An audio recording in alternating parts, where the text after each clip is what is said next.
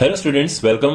Class 10 maths का पहला chapter चल रहा है रियल नंबर्स, और इसके फर्स्ट पार्ट में आपने पढ़ा Euclid's division algorithm, Euclid's division lemma, prime factorisation, composite numbers. इस पार्ट में आप सीखेंगे रैशनल नंबर और इरेशनल नंबर्स। वैसे 9th क्लास में ऑलरेडी ये टॉपिक है, लेकिन इसमें कुछ और इसको डिटेल में आगे बताया गया है। So let's start. तो सबसे पहले तो आप ये समझो रियल नंबर्स क्या होते हैं। देखो, सारे नंबर रियल नंबर्स होते हैं, केवल वो नंबर रियल नंबर नहीं होते जो इमेजिनरी होते हैं। चाहे पॉइंट में हो, चाहे कैसे भी हो, all the numbers are real numbers. Real number को हम दो कैटेगरीज में डिवाइड करते हैं, रैशनल एंड इरैशनल। अब जो रैशनल नंबर है ये कौन कौन से होते हैं मैं आपको समझाता हूं, बड़े इजीली आप समझ जाओगे। सो पे अटेंशन। रैशनल नंबर कौन कौन से होते हैं देखो, अगर मैं बात करूं इंटीजर्स की, तो ये सारे इंटीजर रैशनल नंबर होते हैं। चाहे पॉजिटिव ले ले 4 6 1 9 8 3 2, चाहे 0 हो चाहे माइनस में हो, ये सब इंटीजर्स हैं, सब रैशनल नंबर्स होते हैं। अगर मैं बात करूं डेसिमल्स की, तो डेसिमल्स क्या होते हैं। डेसिमल्स देखो, first we have terminating decimals. Terminating यानी जिनके पॉइंट के बाद रुक जाता है, जैसे 4.7171 तो रुक गया, 0.3 ये भी रुक गया, 0.1011011110 पर ये रुक गया। तो ये सारे टर्मिनेटिंग डेसिमल्स हैं और ये सब के सब रैशनल नंबर्स हैं। अब बात करते हैं नॉन टर्मिनेटिंग की। तो नॉन टर्मिनेटिंग में भी दो होते हैं, एक होता है रिकरिंग।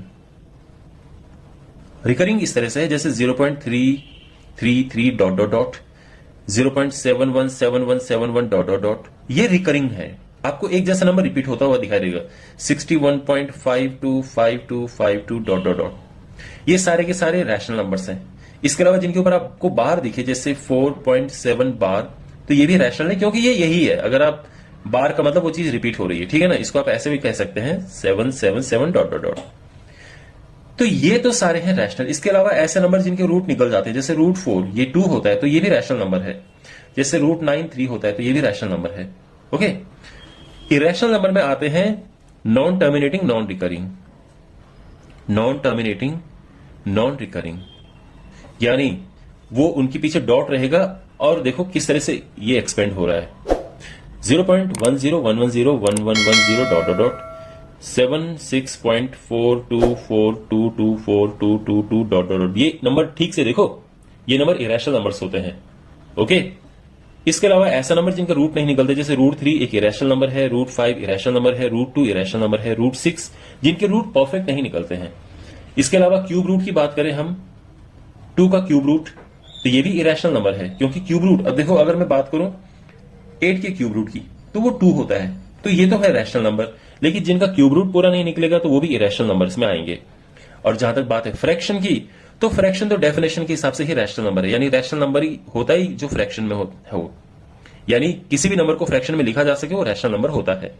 ठीक है, तो P/Q की फॉर्म में होता है, जहां पे Q is not equal to 0, they are coprime numbers, ये सब जो है। तो अब कोई भी फ्रैक्शन में हो, जैसे 4/7 3/2, तो ये सारे, और ऊपर नीचे इंटीजर होना चाहिए। ये ऐसा नहीं कि आप √3/2 लिख रहे हो, नहीं, इस तरह से। तो ये सब जो है रैशनल नंबर्स है। तो all these are rational numbers, all these are irrational numbers. अब रैशनल इरेशनल का क्लियर हो गया। ओके, अब इसमें जो क्वेश्चंस आपके पास बनते हैं वो क्या है, देखो आपके पास क्वेश्चन ये बनेंगे कि कौन से इनमें रैशनल है और कौन से इरेशनल। तो मैं कुछ नंबर्स लिखता हूं, 4.626262 dot dot dot, 3.91021167, 0.1011011110 dot dot dot, square root of 3, 5.7176 bar, 4.5252225222 dot dot dot. अब क्वेश्चन ये है कि इनमें से कौन सा नंबर रैशनल कौन सा इरेशनल है। अगर ये क्वेश्चन आपके पास है तो कैसे करेंगे। देखो, जो ये नंबर है, ये नंबर रैशनल नंबर है। क्यों? क्योंकि ये नंबर जो है रिकरिंग है। क्यों? 626262 आ रहा है। ये नंबर भी रैशनल नंबर है। क्यों? क्योंकि ये टर्मिनेटिंग है। ये नंबर इरेशनल नंबर है। क्यों? क्योंकि ये नॉन टर्मिनेटिंग, नॉन रिकरिंग है। एक तो ये रुक नहीं रहा है, नॉन टर्मिनेटिंग है, लेकिन रिपीट किस तरह से हो रहा है देखो, 10 11 0 11 10 ऐसे बढ़ रहा है, तो ये इरेशनल होता है। ये भी इरेशनल नंबर है, रूट 2 का परफेक्ट रूट नहीं निकलता है। ये नंबर रैशनल है, बार वाले सारे रैशनल होते हैं क्योंकि वो रिकरिंग होते हैं। और ये नंबर इरेशनल नंबर है क्योंकि ऐसा डॉट इसमें लग गया है। एक और क्वेश्चन है 4.7272227222। बताओ ये कैसा नंबर है? ये नंबर रैशनल नंबर है। क्यों? क्योंकि दिखने से तो आपको लग रहा होगा कि इरेशनल है, लेकिन ये नॉन टर्मिनेटिंग नहीं है, ये टर्मिनेटिंग है, ये रुक गया यहां पे। और टर्मिनेटिंग जो होते हैं वो रैशनल नंबर्स होते हैं। तो रैशनल क्या, इरेशनल क्या, ये आपको समझ आ गया होगा। दूसरा आपके पास क्वेश्चन ये होगा, ये है इसमें कि 5/160 है, क्या ये नंबर टर्मिनेटिंग है या नॉन टर्मिनेटिंग है? तो कैसे पता चलेगा? तो जिसका जो डिनोमिनेटर है ये अगर 2 और 5 की पावर में ही हो तो उसको हम टर्मिनेटिंग कहते हैं, और अगर कुछ और आ जाए तो नॉन टर्मिनेटिंग हो जाएगा। इसकी अगर मैं बात करूं, ये तो देखो कैसे होगा। पहली बात है इसको तोड़ो, ये हो जाएगा 2 into 2 into 2 into 2 into 2 into 5, ठीक है। तो और 5 से 5 कट जाएगा, तो आप देखेंगे डिनोमिनेटर में क्या है, केवल 2 ही है। तो ये नंबर जो है वो टर्मिनेटिंग है, ठीक है। अगर मैं आपको दूं नंबर 7/350, ये क्या है नंबर, टर्मिनेटिंग या नॉन टर्मिनेटिंग है? तो देखो पहले इसको एक्सपेंड करना पड़ेगा। 2 इंटू 5 इंटू ये होगा 5 इंटू 7, 7 से 7 कट गया, तो ये आया 2 इंटू 5 पावर 2। आप देख सकते हैं डिनोमिनेटर में 2 और 5 के अलावा कुछ भी नहीं है, तो ये भी टर्मिनेटिंग होगा। अगर आपके पास क्वेश्चन है 4/350, फिर ये होगा 2 इंटू 2 ऊपर, लेकिन डिनोमिनेटर में 2 इंटू 5 इंटू 5 इंटू 7।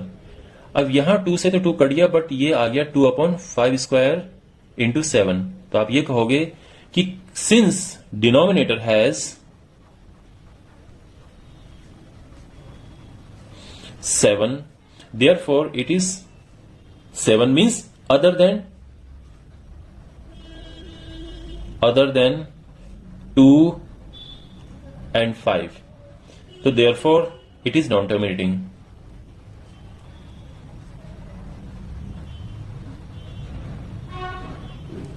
ठीक है। अच्छा, इसके अलावा इसमें क्वेश्चंस आते हैं कि prove that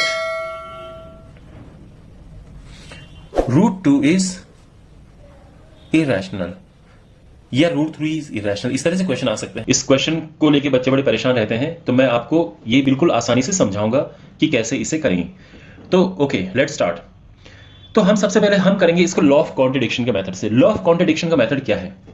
law of contradiction का मेथड ये है कि मान लो आपके पास एक नोट है वो 10 रुपए का, लेकिन आप इससे अज्यूम करके चल रहे हैं कि ये 20 रुपीज का नोट है, ठीक है। आप ये मान के चले 20 रुपीज का नोट है।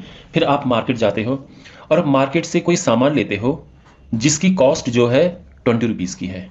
क्यों? क्योंकि आप तो ये अज्यूम कर रहे हो ना कि ये 20 रुपीज का नोट है। अच्छा, अब आप दुकान वाले को देते हो नोट, दुकान वाला कहता है कि नहीं, इस नोट में ये सामान नहीं आएगा। ओके, तो अगर इस नोट में सामान नहीं आएगा तो हमारी जो अजम्पशन थी, हमने जो अज्यूम किया था वो गलत अज्यूम किया था, यानी वो नोट 20 रुपीज का नहीं है। यही हम इसमें करेंगे। हम इसमें अज्यूम करके चलेंगे कि first we will assume that √2 is rational. अब हम इसको रैशनल अज्यूम करके चलेंगे, लेकिन लास्ट में कुछ ऐसा होगा कि जो हमने अज्यूम किया है उसकी ऑपोजिटिव चीज आएगी। तो आपको पहले ये लिखना है अज्यूम दैट √2 इज रैशनल। तो जो √2 है इसको आपने लिखना है a/b की फॉर्म में, where a and b do not have a common factor and b is not equal to 0। यहां पे इस लाइन पे आपने गौर करना है, यहां पे ध्यान रखना, जो ये लाइन है where a and b do not have a common factor, ये हम अज्यूम करके चल रहे हैं। ओके, इस पे ध्यान रखना आपने, क्योंकि बाद में इसी का यूज होगा।